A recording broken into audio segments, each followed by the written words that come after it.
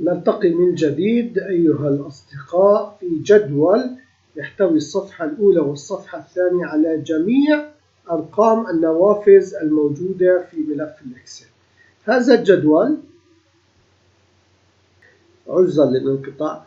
هذا الجدول يحتوي على رقم، نستطيع نحن أن نستفيد من الرقم أن نضعه ضمن السطر البرمجي أو أن نكتب هذا النص البرمجي ضمن ملف الخاص ضمن السطر البرمجي الخاص لكي يعرض جميع الواجهات.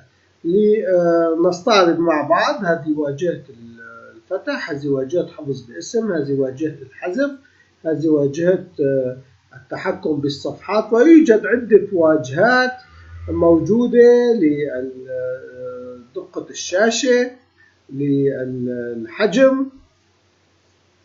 نحن نستعرض مع بعض جميع الواجهات وجميع الأرقام الموجودة في ملف الإكسل خاصة في الصفحة الأولى. أما في الصفحة الثانية أيضا يعرض لدينا الصفحة الثانية النوافذ خاصة بالجديد، النوافذ الخاصة بالارتباطات التشعبية، بالبحث، لكي النمط، لصفحة صورة الخلفية. فإذا هذه النوافذ خاصة بالإكسل تم برمجتها لنستفيد من ما هو موجود.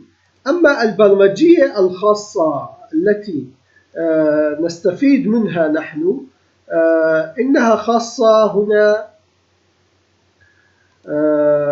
في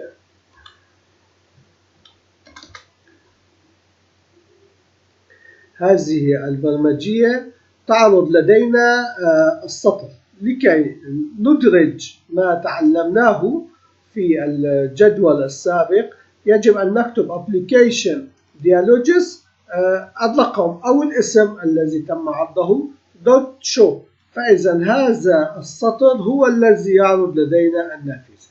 أما البرمجيات السابقة واللاحقة إنها عبارة عن تحديد لرقم معين، وهذا الرقم عندما تصل له الحلقة تعرض النافذة وتنتقل إلى الحلقة إلى السطر التالي مثل ما رأينا في الدرس الماضي. شكرا لمتابعتكم. نلتقي غدا إن شاء الله في درس جديد من دروس ميزات برمجة VBA Application الخاصة بالإكسل. نلتقي غدا إن شاء الله.